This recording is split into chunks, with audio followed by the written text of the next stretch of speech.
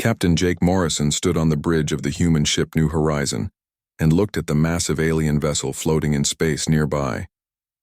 The ship was dark gray and covered in sharp edges that looked like weapons.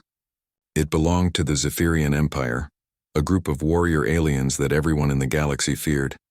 Jake had been a starship captain for 15 years, but this was his first time meeting a completely new alien race. His hands were steady, but his heart beat faster than usual. The future of human and Zephyrian relations might depend on the next few hours. "Captain, they're asking permission to come aboard," said Communications Officer Amy Sullivan from her station. She was young and smart, but Jake could hear the nervousness in her voice. "Tell them yes," Jake replied, "and remind them this is a peaceful meeting." The Zephyrians had contacted Earth's government 3 weeks ago. They said they wanted to learn about human culture before deciding if humans were friends or enemies. This cultural exchange dinner was humanity's chance to prove they were worth knowing. Jake walked to the elevator and went down to the main deck. Chief Science Officer Lisa Parker was waiting for him in the hallway. She was a tall woman with brown hair who always stayed calm during difficult situations. "The dining room is ready, Captain," Lisa said. "Chef Mendez has been cooking all day." Cultural Liaison Officer Danny Rodriguez helped him plan the menu. "What kind of food are we serving?" Jake asked as they walked toward the dining room. "A traditional American feast," Lisa explained. Danny thought it would show them how humans celebrate together. "Turkey, ham, vegetables, desserts, the works." Jake nodded. He hoped the aliens would understand that sharing food was important to humans. From what they knew about Zephyrians, they only ate special paste that gave them energy for fighting. They probably thought spending time on cooking was stupid. Danny Rodriguez met them at the dining room door. He was a short man with black hair who spoke 12 different languages. His job was to help different species understand each other. "Captain, I should warn you," Danny said quietly. "The Zephyrians don't understand why we invited them to eat. In their culture, eating is just something you do to stay alive. They think this dinner might be some kind of test or trap." "Did you explain that it's just a friendly meal?" Jake asked. "I tried," Danny replied, "but they don't have a word for friendly meal in their language." "The closest translation is pre-battle nutrition ceremony," Jake sighed. This was going to be harder than he thought. The elevator doors opened with a soft sound. 3 huge aliens stepped out, and Jake had to look up to see their faces. The Zephyrians were at least 8 feet tall with thick, scaly skin that looked like natural armor. Their hands ended in sharp claws, and their yellow eyes seemed to see everything at once. The leader wore a red cloth across his chest that probably showed his rank. The other 2 wore blue cloths and stood slightly behind him. All 3 carried weapons on their belts, but the weapons were tied shut to show they came in peace. "I am War Commander Kethvar," the leader said in perfect English. His voice was deep and rough like rocks grinding together. "These are my officers, Lieutenant Mexthal and Warrior Gentak." "Welcome aboard the New Horizon," Jake replied. "I'm Captain Morrison. Thank you for accepting our invitation." Kethvar looked around the hallway with suspicious eyes. "This invitation puzzles us, Captain Morrison. You asked us to consume nutrition together. We do not understand the purpose." Danny stepped forward. "In human culture, sharing a meal is how we show friendship and respect. We prepare special food and eat it together to build trust." "You prepare your own nutrition?" Lieutenant Mexthal asked. His voice sounded surprised. "This seems inefficient. Our nutrition specialists create optimal formulas for warrior performance." "Well, humans like to cook," Lisa said with a smile. "We find it enjoyable." The 3 aliens looked at each other. Warrior Gentak made a clicking sound that might have been their version of confusion. "You find nutrition preparation enjoyable?" Kethvar asked slowly, like he was trying to understand a difficult concept. "Very much so," Jake replied. "Our chef has been looking forward to cooking for you all week. He's prepared some of our finest dishes." As they walked toward the dining room, Jake noticed that the aliens moved in perfect formation. They never relaxed their guard, even on a peaceful ship. Their culture really was built around warfare and discipline. Chef Carlos Mendez appeared in the doorway of the dining room. He was a happy man with a big smile who loved feeding people. He wore his best white chef's coat and looked excited to meet the aliens. "Welcome, honored guests," Carlos said with enthusiasm. "I have prepared a feast fit for kings. Please come and see." The aliens stopped walking when they smelled the food. Their yellow eyes grew wider and their nostrils flared as they breathed in the rich smells of roasted meat and fresh bread. "What is that scent?" Mexthal asked. His voice sounded different, almost confused. "That's dinner," Carlos replied proudly. "Roasted turkey with herbs, honey-glazed ham, fresh vegetables, and bread that just came out of the oven. And that's just the beginning." Kethavar's head turned toward the dining room like he was being pulled by the smells. "You have used many different substances to create these scents?" "Of course," Carlos laughed. "Cooking is an art. You mix different flavors and spices to create something wonderful. Each dish tells a story." The three aliens exchanged looks again.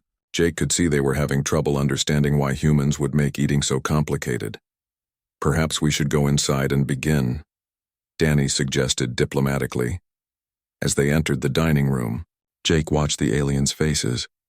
The room was decorated with soft lights and colorful cloths. The large table was set with plates, cups, and eating tools made of real metal instead of plastic. Everything looked warm and welcoming. The aliens stood at the edge of the room and stared. They had probably never seen anything like it before. Their own ships were most likely cold, metal spaces designed only for fighting and traveling. "Please sit wherever you like," Jake said, gesturing to the chairs around the table. But the aliens didn't move. They just stood there, looking at the beautiful table like it was some kind of puzzle they couldn't solve. Jake realized that this dinner was going to be much more challenging than anyone had expected. The three Zephyrian warriors finally sat down at the table, but they moved like they were preparing for battle instead of enjoying a meal.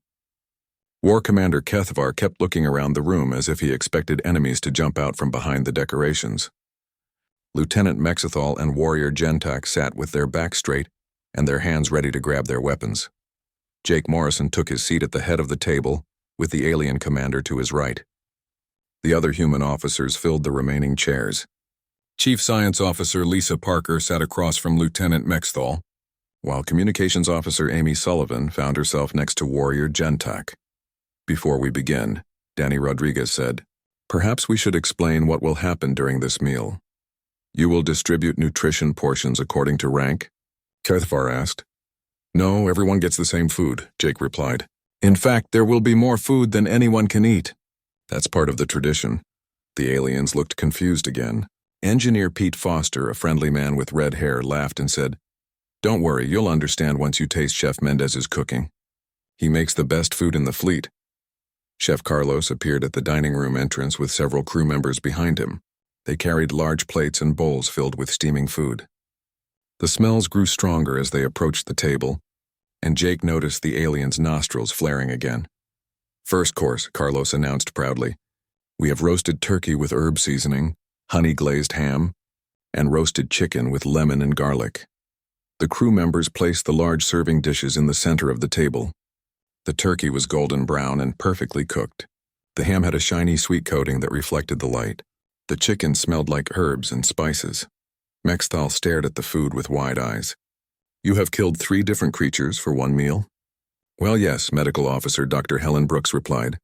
"Humans often prepare several types of meat for special occasions."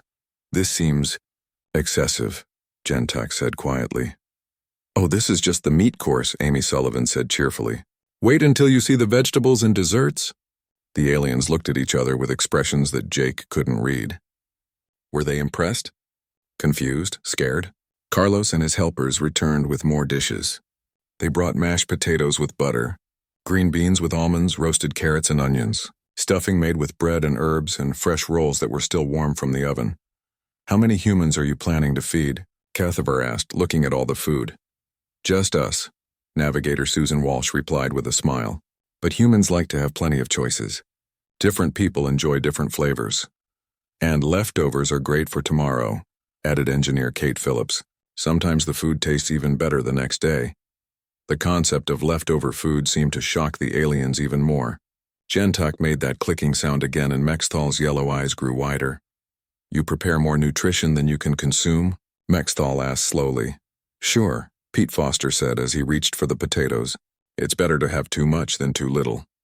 Besides, cooking large amounts isn't much harder than cooking small amounts." Jake watched the aliens as the human crew began serving themselves. The humans talked and laughed while they filled their plates. They passed dishes around the table and helped each other reach things that were far away.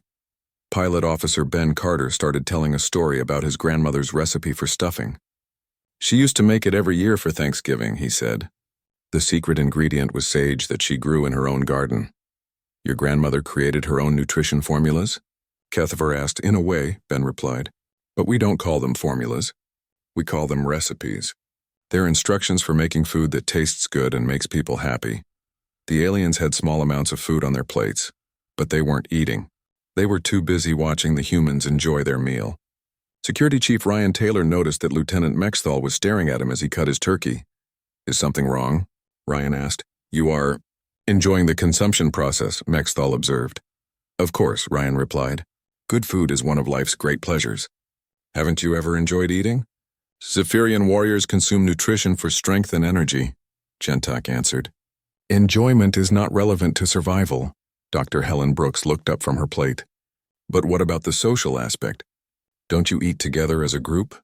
Warriors consume nutrition at scheduled times for optimal efficiency, Kethavar explained. We do not require social interaction during consumption.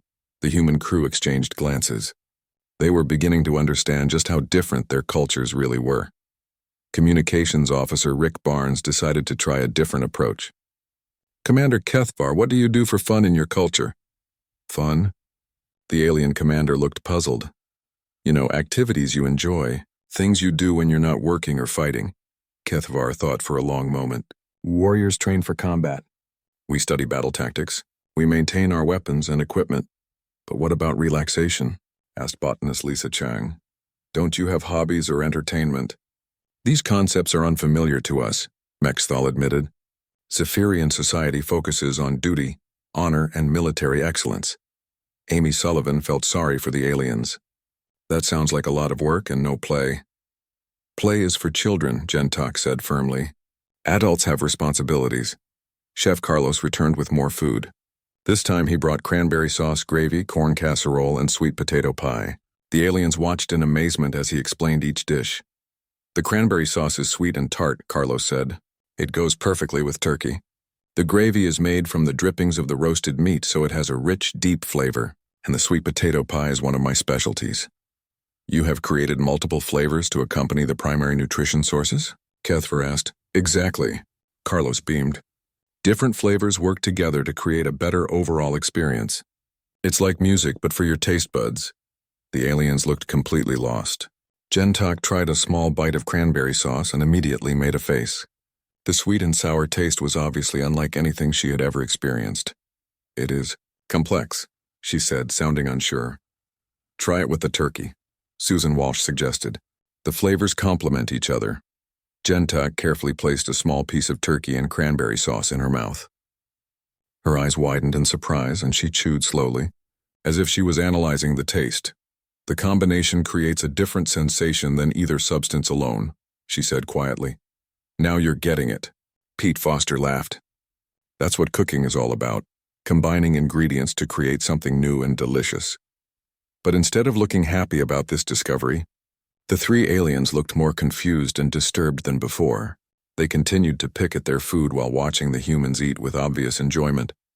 Jake realized that something was wrong. The aliens weren't just unfamiliar with human food culture, they seemed genuinely upset by it. Their hands were shaking slightly and their breathing had become faster. The dinner was supposed to build friendship between the two species, but instead, it seemed to be causing some kind of crisis for the Zephyrian warriors. As the meal continued, the three Zephyrian warriors became more and more agitated. War Commander Kethavar's claws kept clicking against his plate, and Lieutenant Mexthal had stopped eating entirely. Warrior Gentok stared at the humans with an expression that looked like fear, mixed with confusion. Jake Morrison noticed that the aliens were breathing faster and their yellow eyes kept darting around the room.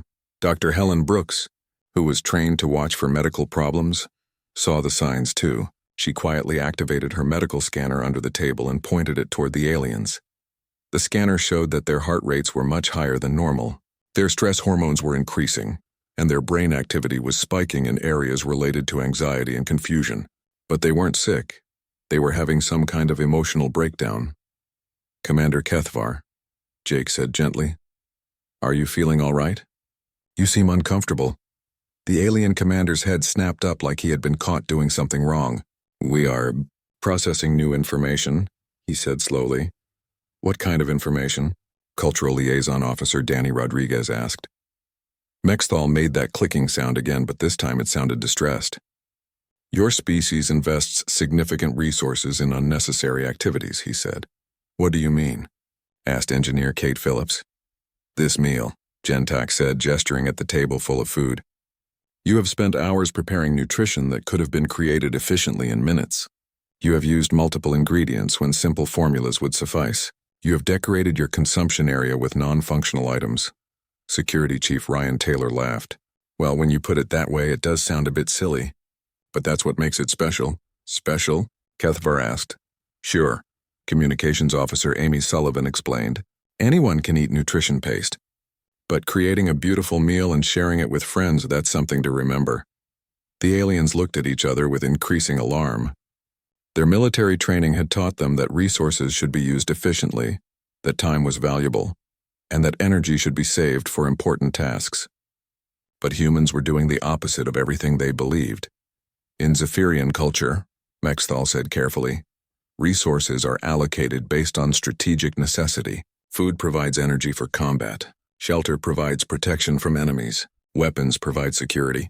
We do not understand the purpose of beauty or pleasure. Pilot Officer Ben Carter put down his fork and looked at the alien lieutenant with sympathy. That sounds like a hard way to live. It is efficient, Gentak replied defensively. But is it happy? Asked botanist Lisa Chang. The three aliens stared at her like she had spoken in a foreign language. Happiness is not a tactical advantage, Kethvar said firmly. Are you sure about that? Dr. Brooks asked. She had been thinking about the medical readings from her scanner. My instruments show that the human crew's stress levels are actually decreasing as we eat. Our social bonding hormones are increasing, and our overall health indicators are improving. Impossible, Mexthal said. You are consuming resources without gaining tactical benefits. But we are gaining benefits, Navigation Officer Susan Walsh explained. We're building friendships. We're creating happy memories. We're strengthening our bonds as a crew. Chef Carlos appeared again, this time carrying desserts. He had apple pie, chocolate cake, ice cream, and cookies shaped like stars. The smells of sugar, vanilla, and cinnamon filled the air. Dessert time, Carlos announced happily. These are sweet foods that we eat at the end of a meal just for enjoyment. The aliens stared at the desserts in horror. You consume additional nutrition after your energy requirements have been met? Kethvar asked. Well, yes, Chief Science Officer Lisa Parker replied. Dessert isn't really about nutrition. It's about treating ourselves to something special. Gentak's breathing became even faster. You consume resources. For pleasure alone? Why not? Engineer Pete Foster asked. Life is short. Why not enjoy it? Because enjoyment wastes time and energy that should be used for survival and defense, Mexthal said. But his voice didn't sound as confident as before. Communications Officer Rick Barnes cut a piece of apple pie and offered it to the alien lieutenant. Just try one bite, he said kindly. Trust me. Mexthal looked at the pie like it might explode. The golden crust was flaky and perfect, and steam rose from the sweet apple filling inside. Slowly, carefully, he picked up a small piece with his fork and put it in his mouth. The change in his expression was immediate and dramatic. His yellow eyes widened, his jaw stopped moving, and he made a soft sound that might have been surprise or pleasure. What is happening to me? He asked quietly. You're tasting something delicious, Amy Sullivan said with a smile. How does it feel? I do not understand, Mexthal whispered. This substance serves no tactical purpose, but my body is responding positively to its consumption. The other two aliens watched their companion with growing alarm. Warrior training had never prepared them for this situation. The sweetness activates pleasure centers in your brain, Dr. Brooks explained. It's a natural biological response. Humans have learned to use these responses to create happiness. You have weaponized your own biology for pleasure? Kethvar asked in amazement. I guess you could put it that way, Jake Morrison replied, though we prefer to think of it as making life more enjoyable. The alien commander stood up suddenly, his chair scraping against the floor. This is disturbing, he announced. Your species has developed technologies and strategies that serve no survival function. You waste resources on unnecessary activities. You invest time and energy in pursuits that provide no tactical advantage. That's right, Lisa Chang said cheerfully. Isn't it wonderful? Kethavar began pacing around the table, his claws clicking on the metal floor. No, it is not wonderful. It is impossible. No intelligent species could survive while engaging in such inefficient behaviors. But humans have survived, Danny Rodriguez pointed out. We've spread across the galaxy. We've built a peaceful civilization. We've developed advanced technology. Maybe our way isn't as inefficient as you think. Gentok tried a small bite of chocolate cake and immediately made a sound of distress. The pleasure response is overwhelming, she said. How do you maintain focus and discipline when such experiences are available? We don't have to choose between pleasure and discipline, Security Chief Ryan Taylor explained. We can have both. Impossible, Mexthal said, but he was still eating the apple pie. The three aliens looked at each other with expressions of growing panic. Everything they believed about intelligence, survival, and civilization was being challenged by a simple dinner. Their entire worldview was based on the idea that resources were limited, that efficiency was paramount, and that any activity not directly related to survival was wasteful and dangerous. But humans had created a culture where resource waste actually made them stronger, happier, and more united. The Zephyrian warriors were facing a philosophical crisis that their military training had never prepared them for, and they didn't know how to handle it. The moment that changed everything came when Chef Carlos brought out his masterpiece, a chocolate soufflé that had taken 3 hours to prepare. The dessert was light and airy, rising high above the small ceramic dish it was served in. Steam escaped from the top, carrying the rich smell of dark chocolate. This is my specialty, Carlos said proudly as he placed the soufflé on the table. But you have to eat it quickly.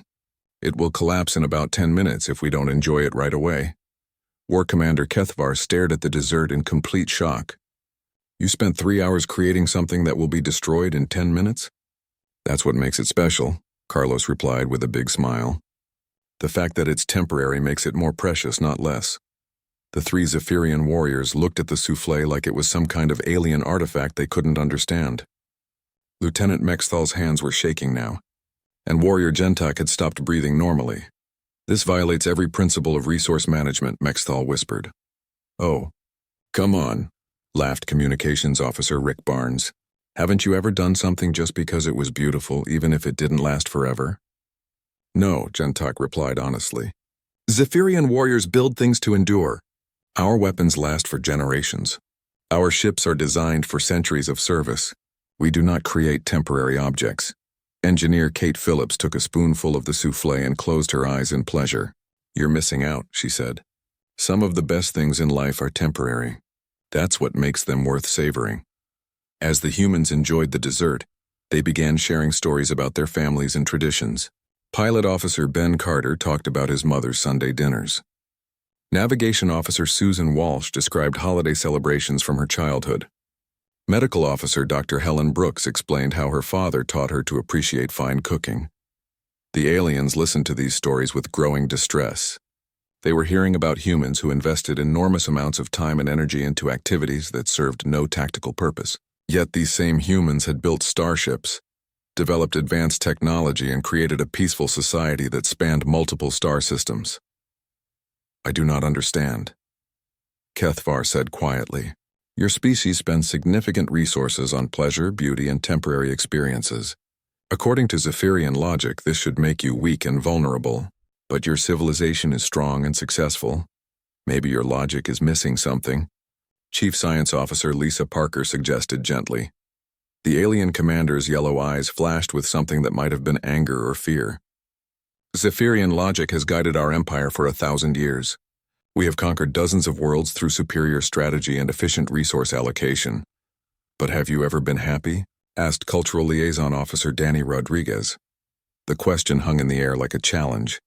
The three aliens looked at each other, and for the first time since they arrived, they seemed uncertain. Happiness is not a military objective, Mexthal said, but his voice sounded weaker than before. Maybe it should be, Communications Officer Amy Sullivan suggested. What's the point of conquering worlds if you can't enjoy them? Botanist Lisa Chang started laughing at something Engineer Pete Foster had whispered to her. Their laughter was infectious, and soon other crew members were chuckling too. The sound filled the dining room with warmth and joy. The aliens watched this display of human happiness with fascination and terror. They had never seen warriors, for that's what the human crew was in their own way, express such genuine pleasure and camaraderie. You laughed together, Gentok observed. Your unit cohesion is strengthening through shared pleasure rather than shared hardship. Exactly, Security Chief Ryan Taylor replied. Humans bond through good times as well as bad times.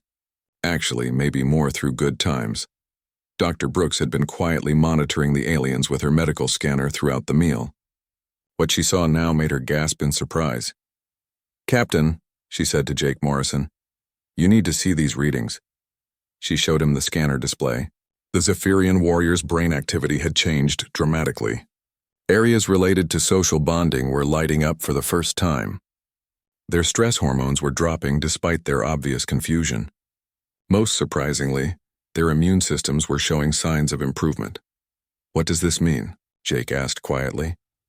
It means their bodies are responding positively to the social experience even though their minds are fighting against it, Dr. Brooks explained. They're experiencing biological changes that improve their health and well-being. Jake looked at the three aliens, who were still watching the humans with expressions of confusion and growing wonder. He made a decision that would change the course of galactic history. Commander Kethvar, he said, I want to show you something. Jake activated a wall screen that displayed images from human colonies across the galaxy. The pictures showed families eating together, communities celebrating harvests, children learning to cook from their grandparents, and friends gathering for special meals. This is what human civilization looks like, Jake explained. We don't just survive, we thrive. We create beauty, share joy, and build communities based on more than just military necessity. The aliens stared at the images in silence. They saw humans working together, laughing together, and caring for each other in ways that had nothing to do with warfare or survival. Your entire species engages in these inefficient behaviors? Kethvar asked. Every day, Jake replied. It's not inefficient if it makes us stronger as a people. Mexthal was still eating the apple pie, even though he looked disturbed by his own actions. The pleasure response is addictive, he admitted. No, Dr. Brooks corrected gently. It's natural. Your species has the same biological capacity for joy that humans do. You've just been trained to suppress it. The chocolate souffle was beginning to collapse just as Carlos had predicted. But instead of being upset, the chef smiled and said, That's okay. It was perfect while it lasted. And now we have the memory of how good it was. This comment seemed to break something inside the alien warriors. Gentok made a sound that was part click and part moan. Mexthal put his head in his hands. And War Commander Kethvar stood up and walked to the window staring out at the stars. We have spent our entire existence focused on permanence and efficiency, Kethvar said quietly. We build weapons that last forever and strategies that never change. But you create temporary beauty and find strength in shared pleasure. Both approaches have value, Jake said diplomatically. No, the alien commander replied, turning back to face the table. Your approach is superior. We have conquered many worlds, but we have never created joy.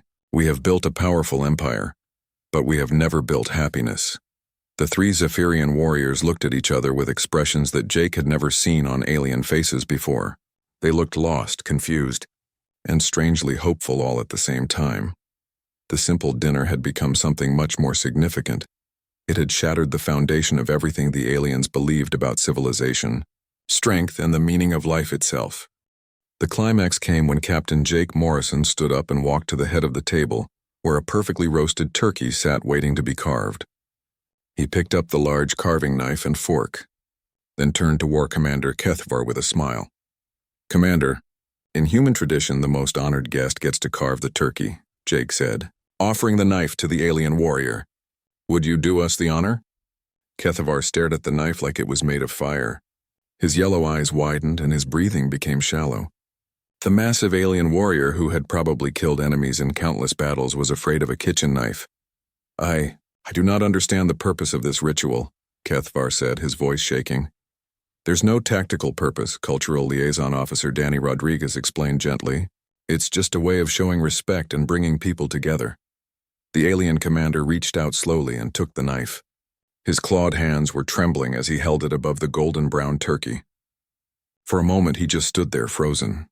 You are treating us as family, he whispered suddenly. Of course we are, Chief Science Officer Lisa Parker replied. That's what sharing a meal means to humans. The knife slipped from Kethvar's hands and clattered onto the table. The sound echoed through the dining room like a bell. The alien commander stumbled backward, his face showing more emotion than any human had ever seen from a Zephyrian. "We came here to evaluate whether humans were a threat to the Zephyrian Empire," he said, his voice breaking. "We were prepared to recommend military action if your species showed signs of aggression or weakness." The human crew exchanged worried glances. This was not what they had expected to hear. "Instead," Kethvar continued, "we have discovered something that terrifies us more than any weapon or army. You have developed a form of strength that we cannot comprehend or counter." Lieutenant Mexthal and Warrior Gentuk stood up to flank their commander. All three aliens looked shaken to their core. "What do you mean?" Jake asked carefully. "You turn basic survival into an art form," Mexthal explained. "You take necessary activities and transform them into sources of joy, community, and strength. This is not inefficiency. It is advanced strategic thinking that appears primitive to less sophisticated minds." Dr. Helen Brooks nodded thoughtfully. "You're saying that what looks like waste to you is actually a form of psychological and social warfare?" "Yes," Gentuk said quietly. "But warfare against loneliness, despair, and social fragmentation rather than physical enemies. You fight battles we did not even know existed." The aliens sat back down heavily, like their legs could no longer support them. Chef Carlos, who had been watching from the kitchen doorway, brought out coffee and tea without being asked. He sensed that everyone needed something warm and comforting. "We have been trained since birth to believe that resources should be optimized for conflict," Kethvar said as he accepted a cup of tea. "That efficiency equals strength. That emotional investment in non-essential activities represents weakness. But you've seen that's not true," Communications Officer Amy Sullivan said softly. "Correct," the alien commander replied. "Your crew's medical readings show decreased stress, increased social bonding, and improved unit cohesion.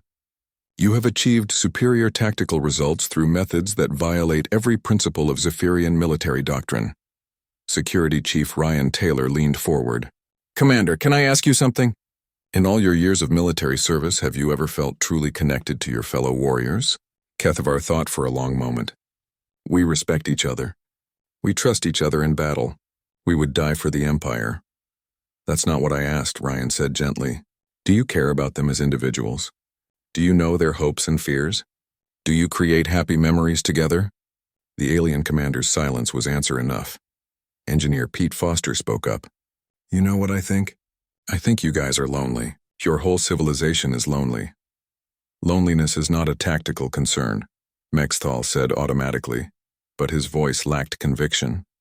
"Maybe it should be," botanist Lisa Chang suggested. "Lonely people don't fight as hard. They don't innovate as much. They don't build things that last." The three aliens looked at each other with expressions that were heartbreaking to see.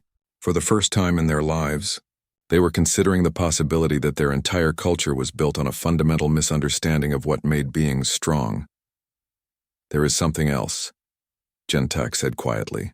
"The pleasure responses we experienced during this meal, they are unlike anything in our previous experience. We now understand why human warriors fight so fiercely to protect their way of life."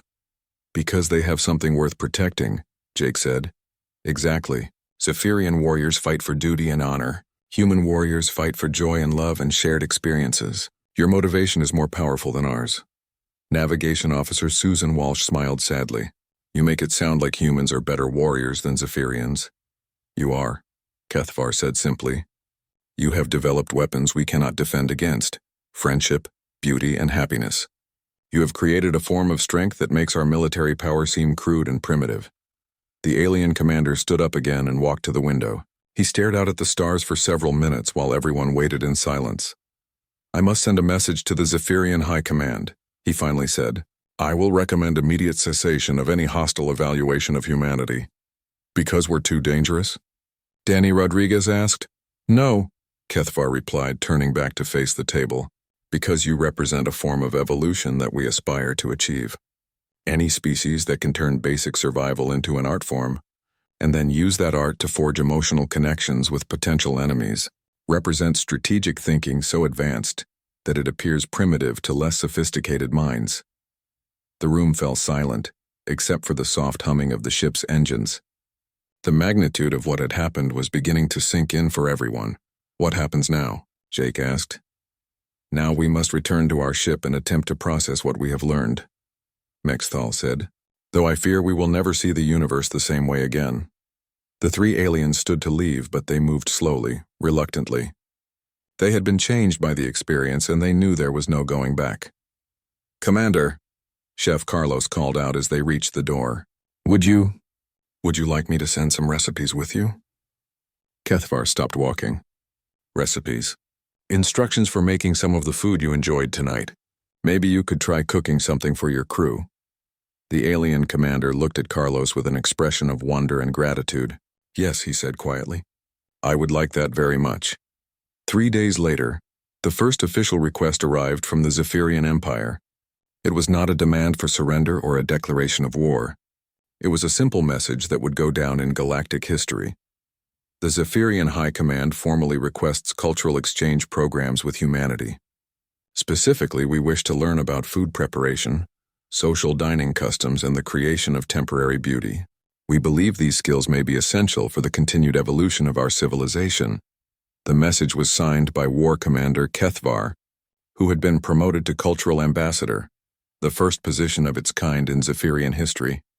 And in the deep space between stars, 3 alien warriors sat in their ship's dining hall, slowly and carefully learning to cook their first meal together, while trying to understand the strange new feeling in their hearts that humans called happiness.